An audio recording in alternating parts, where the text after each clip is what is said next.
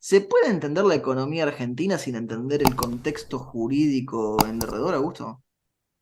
Creo que es muy difícil y más en una Argentina que permanentemente ha tenido interrupciones institucionales, primero desde un punto de vista de sus gobiernos nacionales, pero también una vulneración permanente de las instituciones que tienen que regular, por ejemplo, entre otras cosas, el valor de la moneda.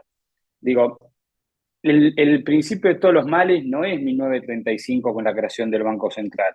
La Argentina tiene una historia, te diría, bastante tragicómica con lo que es su moneda y con lo que es una unidad de medida. Esto es, La Inquietud con Garrett Edwards. El lugar donde hay más preguntas que certezas.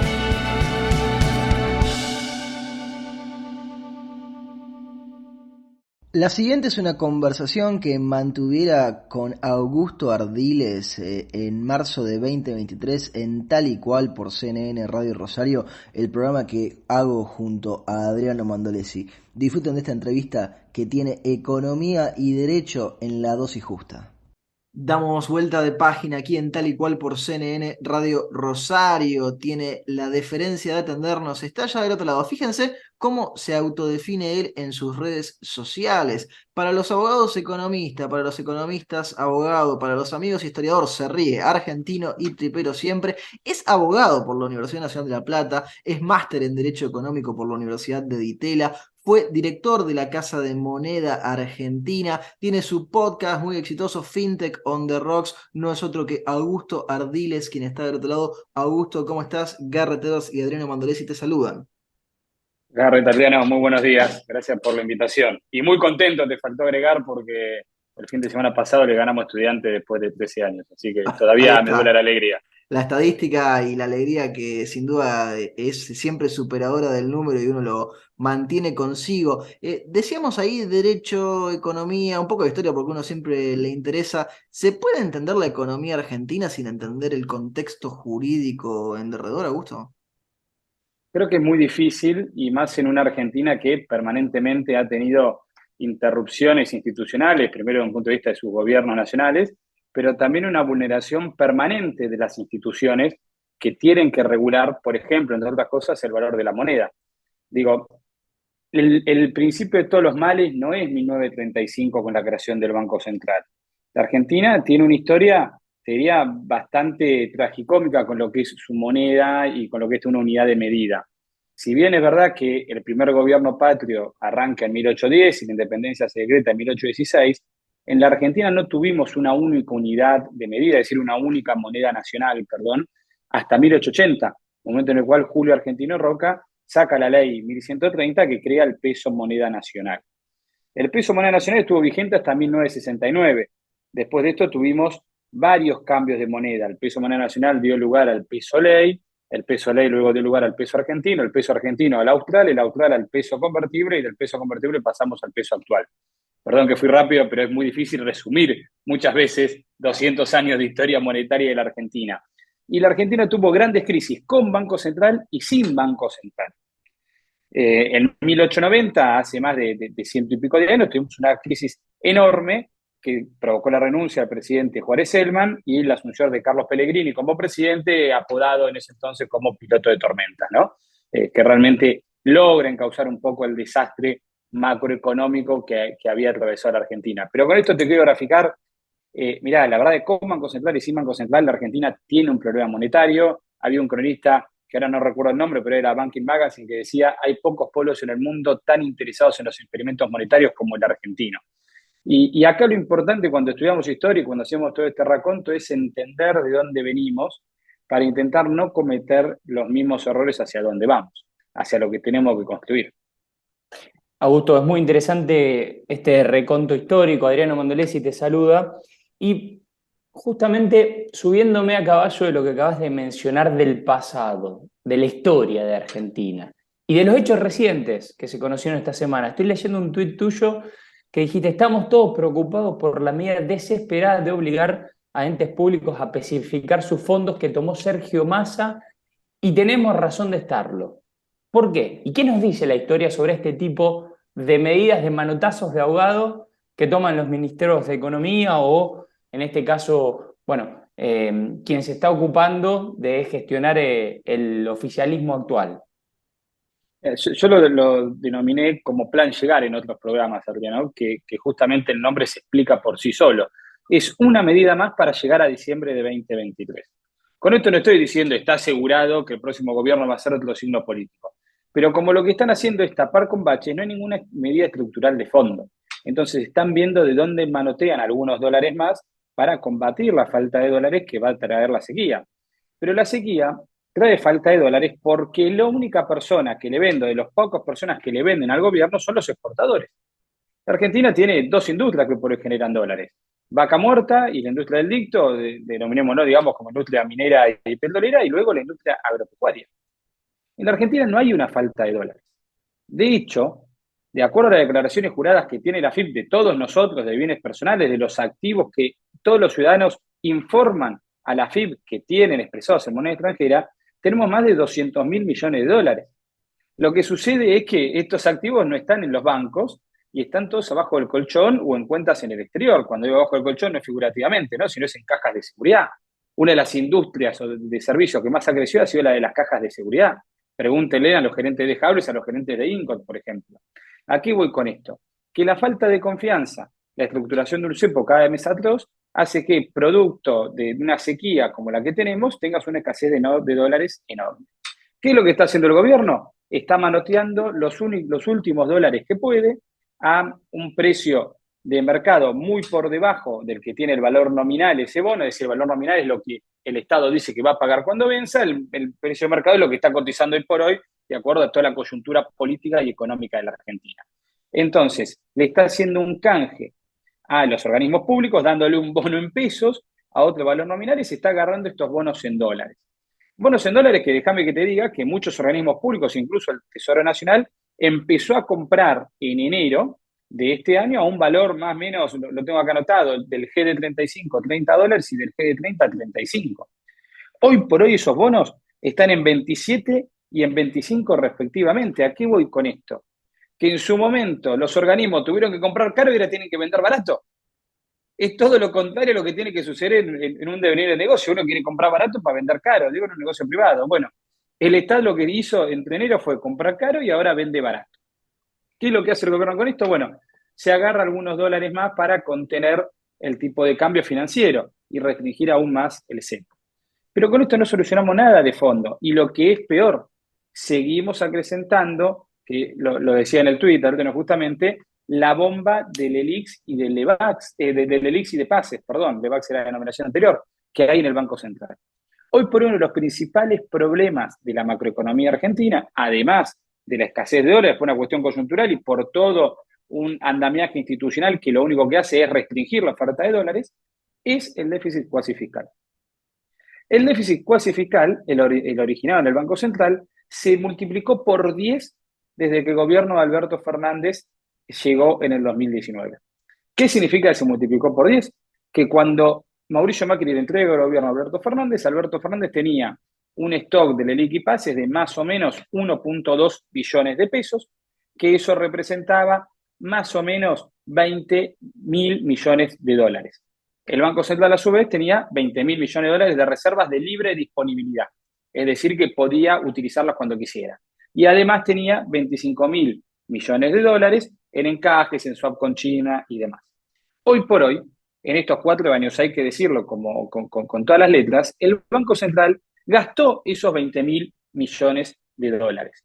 ¿Cómo los gastó? Conteniendo el tipo de cambio, vendiéndole dólares a importadores y cubriendo el déficit entre los dólares que generaban los exportadores y los que requería la industria y la gente que importaba, el ciudadano común que importaba en la Argentina.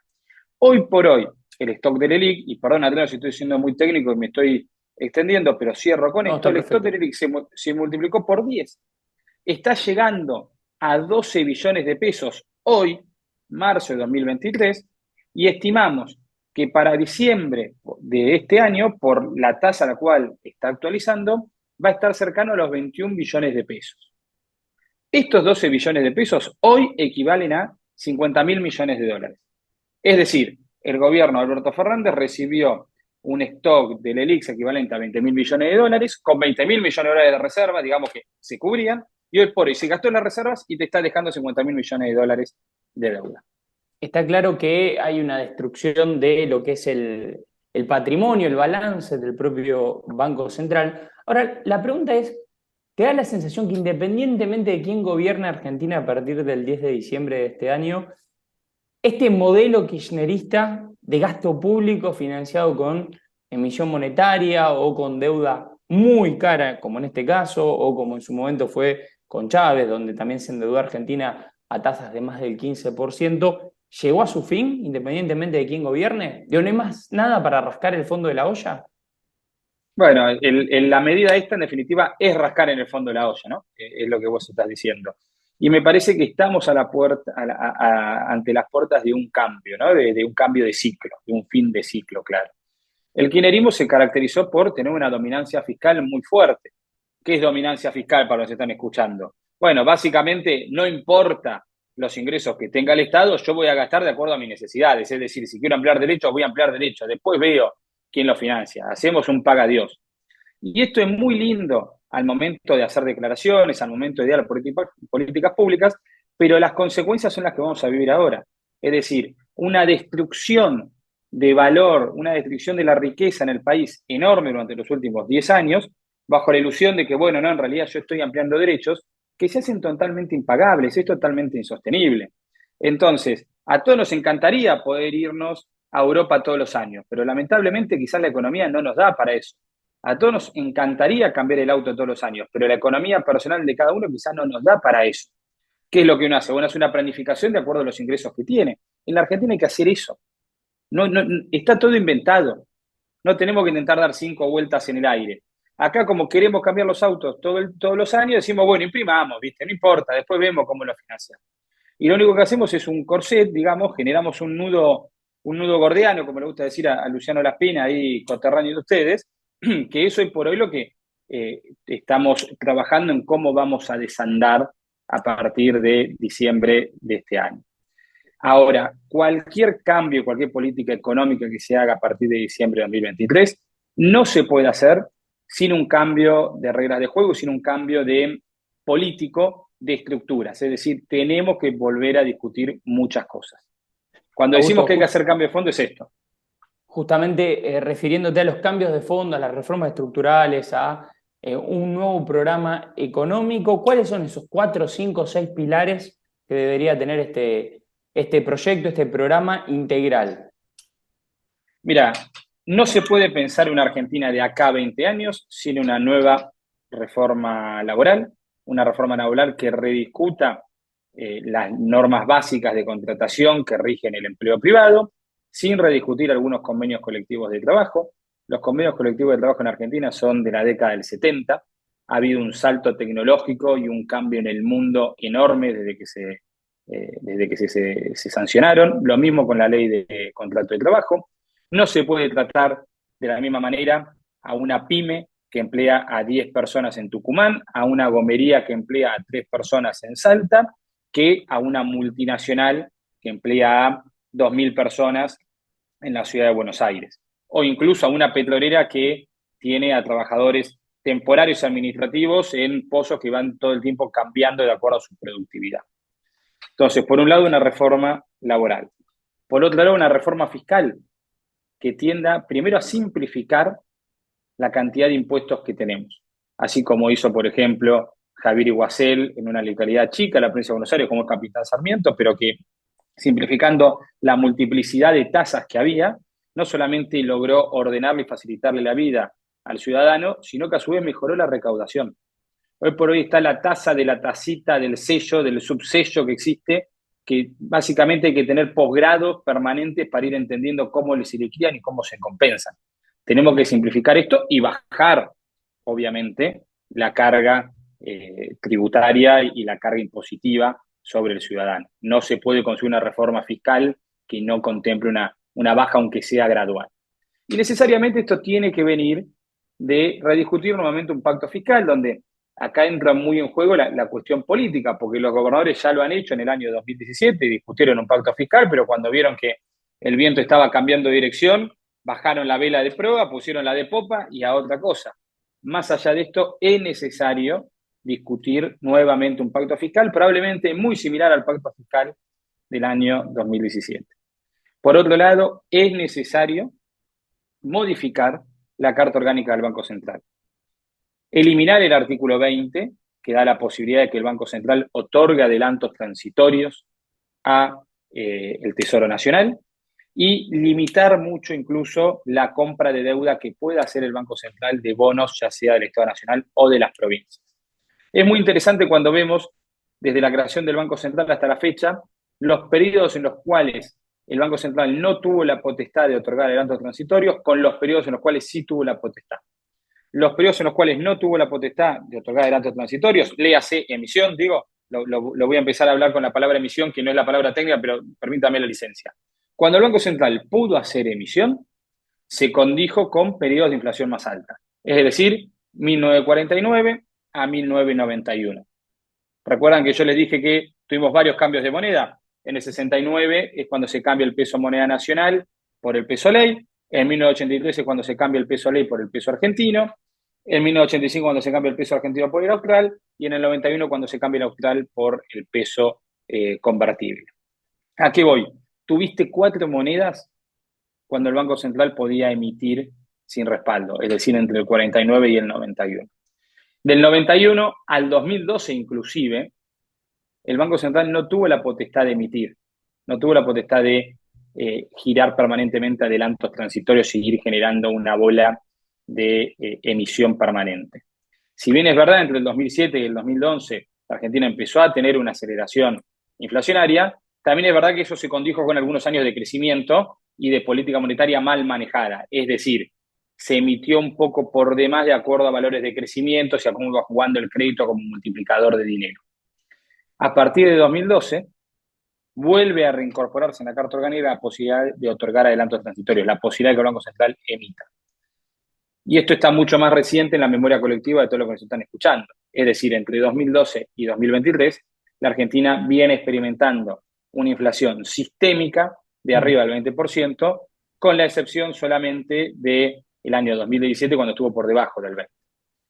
Y por último, en el cuarto punto, no se puede concebir un plan de estabilización y desinflacionario sin actualizar los valores relativos de la economía, los precios relativos de la economía, es decir, los precios regulados. No se puede combatir seriamente la inflación si permanentemente los precios regulados van a estar por detrás de la inflación, y los esfuerzos que se hagan en el frente fiscal y en el frente monetario luego terminen totalmente desequilibrados por los aumentos de precios relativos rezagados. ¿Qué son los precios relativos? La nafta, la luz, el gas, el agua. También somos conscientes que no podemos ir de 0 a 100 en un minuto, pero sí somos conscientes que tenemos que ser una gradualidad, un sendero muy claro de cómo se van a ajustar esos precios. Lamentablemente las cosas valen en el mundo. Nos hemos acostumbrado los últimos 20 años a una ilusión de que la energía es gratis, de que el gas es barato, y esto no es así. Europa tiene un problema enorme porque el gas es caro.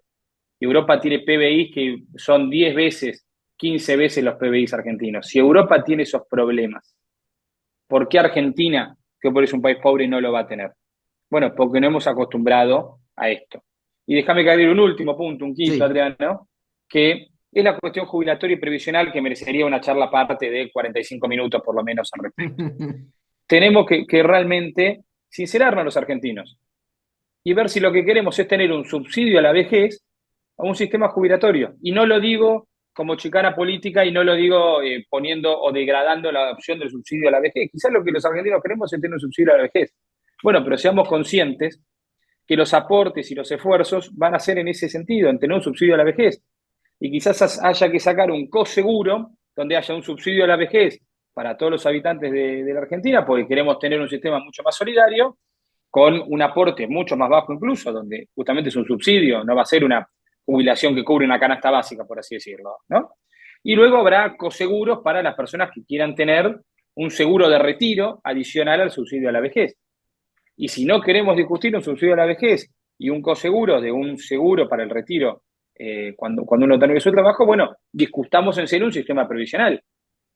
Pero un sistema previsional en donde no podemos hacerle pagar a las personas que aportan durante 35 o 40 años las jubilaciones de personas que no aportaron nunca en su vida.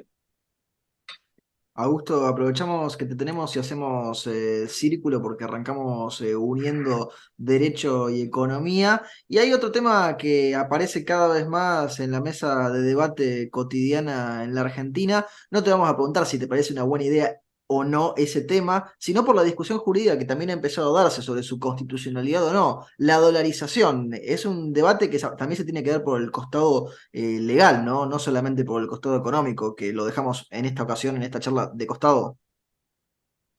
Mira, no, y te respondo porque de hecho tengo una opinión fundada al respecto con algunas aristas económicas y otras legales. Desde el punto de vista legal, digo, si no está explícito, se puede hacer explícito sancionando una ley, digo, ¿no? O sea, es totalmente posible que la Argentina dolarice desde un punto de vista legal. Ahora, yo creo que la Argentina puede darse moneda. De hecho, ha tenido épocas de la historia donde el peso argentino ha sido muy fuerte.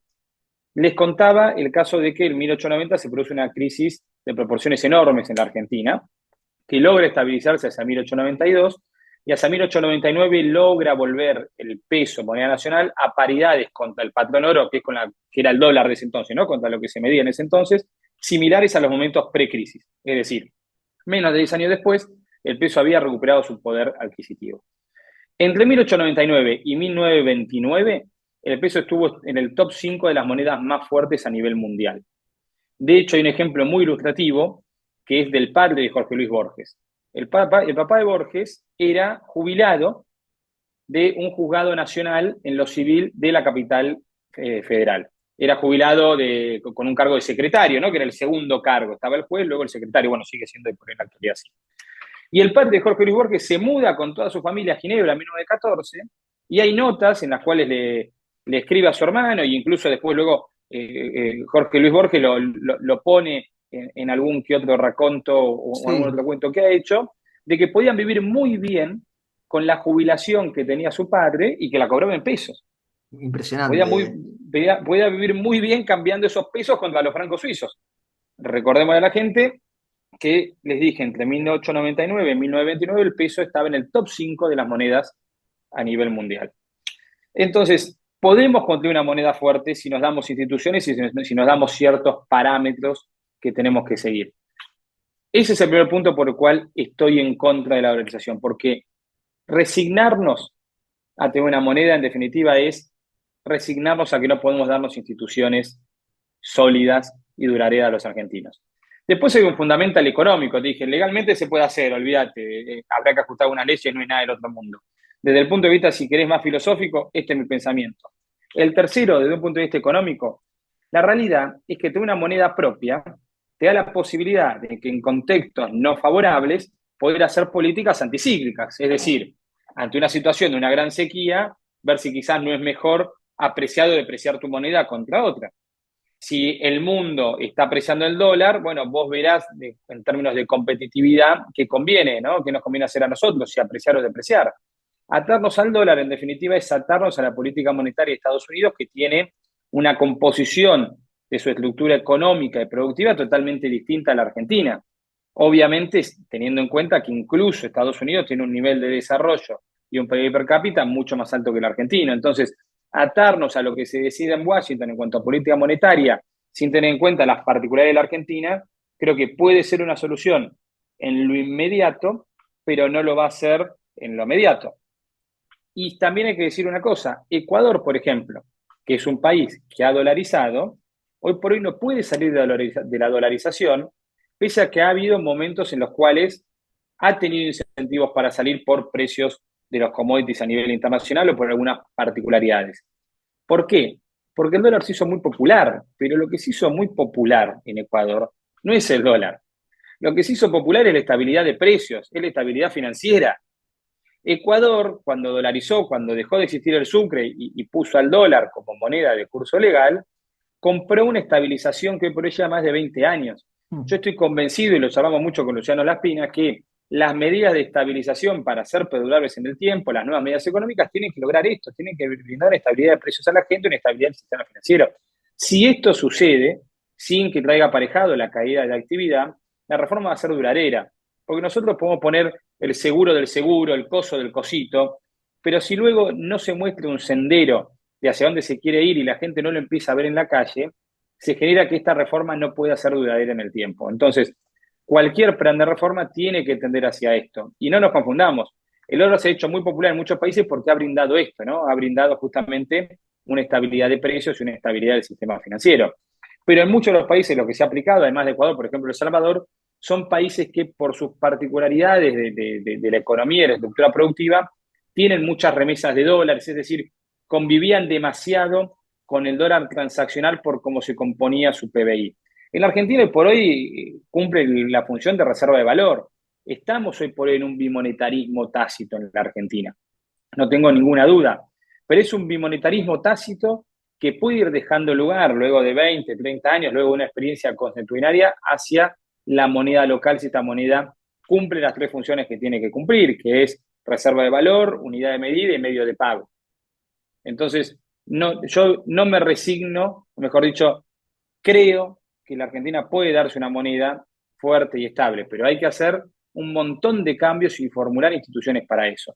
Y el cuarto punto, que te lo agrego y se me ocurrió mientras te Sí, estaba por diciendo los favor. anteriores, es que la realidad, para dolarizar, uno tiene que acomodar muchísimas variables económicas, muchísimas eh, patas de la economía y acomodar determinadas leyes, que si lo lográs hacer, tendrías todos los incentivos para tener el peso como moneda. Digo, no tendría ningún sentido Sí, ya hacer no te todo hace eso para falta. terminar Si dolarizando. pudiste arreglar todo lo otro, no necesitas dolarizar ya. Tal cual, si vos para dolarizar vas a tener que hacer converger el déficit fiscal hacia un sendero, ¿viste? Vas a tener que reformar la carta orgánica del Banco Central para atarte un poco los pies y las manos, vas a tener que disminuir los ratios de deuda y ver de dónde lo vas a financiar, con lo cual si haces todo eso y realmente lográs darle un poquitito de durabilidad en el tiempo, aunque sea de 4 años, bueno, no tendría ningún sentido dolarizar. Sí, cuando ya te pusiste a hacer deporte, cuando cambiaste la dieta, cuando llevas una vida más sana, ya no hace falta a lo mejor que te lleves a una operación extrema o que te tomes alguna pastilla de vaya a saber dónde, ¿no? Totalmente, totalmente. Pero justo usaste la palabra operación, ¿no? Y esto me viene un ejemplo que suelo decirle a varios colegas. Y para bajar a veces algunos temas que si no quedan, viste, a veces tiendo a creer que los que estamos en el mundo de la economía usamos palabras difíciles para explicar las cosas sencillas. Entonces, la Argentina es un paciente que está en terapia intensiva hace rato y tiene gangrena en la pierna. Y la verdad es que suele tener mucha fiebre este paciente. Pero como cada tanto el ibupiraca hace efecto, cuando nos baja la fiebre pensamos que todo está bien. Y no, la gangrena sigue en el pie. Y hay un momento en el cual hay que cortar la pierna. Porque si no cortamos la pierna, la gangrena sigue Se creciendo. extiende. Y si seguimos creciendo, nos puede terminar matando. Ahora, la diferencia de la economía con la biología es que si uno, crece una pierna, si uno corta una pierna, no vuelve a crecer. Ahora, en la economía, si uno figurativamente hablando corta una pierna, puede volver a crecer. El tema es que cortar la pierna es doloroso. Cortar la pierna trae a veces aparejado medidas que no son tan populares. Y el gobierno que hoy por hoy tenemos en el poder permanentemente quiere patear este tipo de decisiones. Porque ellos quieren ser todo el tiempo los que dan derechos, dan derechos, dan derechos. Pero digámoslo con todas las letras, no dan derechos, son estafadores.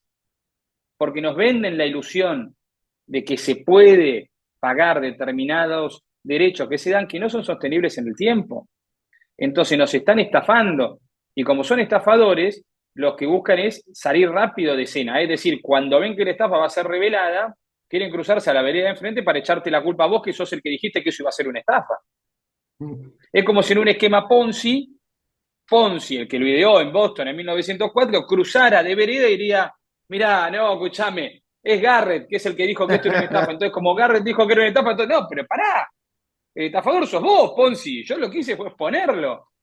Y lo publiqué en el Boston Post, pero porque vos sos el estafador. El esquema Ponzi no se cae porque yo te puse ese escame, porque era una estafa. Bueno, esto es lo mismo. Y por eso hay muchos que estamos alzando la voz y queremos poner en la mesa lo que está sucediendo, para que la sociedad lo sepa, para que la sociedad lo entienda y que también la sociedad sepa que hay un grupo de personas que estamos dispuestos a plantar árboles de cuya sombra no vamos a gozar. Esta es una frase que usa mucho Hernán Lombardi. Pero lo que se viene en la Argentina también es eso, entender que los frutos de los árboles que plantemos en 2023 recién van a estar dentro de 7, 8 o 10 años.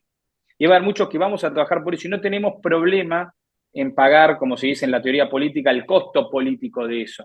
Porque estamos convencidos que es lo mejor para el ciudadano, porque estamos convencidos que es lo mejor para las generaciones que vengan, no porque queremos recortar derechos a los jubilados, no porque queremos que cierren las industrias, sino porque creemos que es lo mejor para tener una Argentina dentro de 50 años que haya por lo menos podido quintuplicar su PBI. Si no hacemos estos cambios, nada de esto va a suceder dentro de 50 años. Si no hacemos estos cambios, mis hijos, mis nietos y los hijos de ustedes y los nietos de ustedes van a vivir en un país cada vez más pobre, como nos pasó a nosotros. Nuestros abuelos vivían en un país mucho más rico, nosotros vivimos en un país mucho más pobre. Lo que queremos hacer es justamente cambiar la tendencia. Y el buen punto es que el momento más oscuro de la noche siempre es antes de amanecer y siento que estamos llegando a ese momento. Augusto, nos quedamos con esa última idea, con esa última reflexión y te agradecemos muchísimo el tiempo que estás tomando para charlar con nosotros y con nuestra audiencia. Quedamos al habla para más adelante y te mandamos un fuerte abrazo. A ustedes, chicos, un abrazo grande. Lo teníamos a Augusto Ardiles aquí en Tal y Cual por CNN Radio Rosario. Esto fue La Inquietud con Garrett Edwards. Síguenos en redes sociales y en www.edwards.com.ar.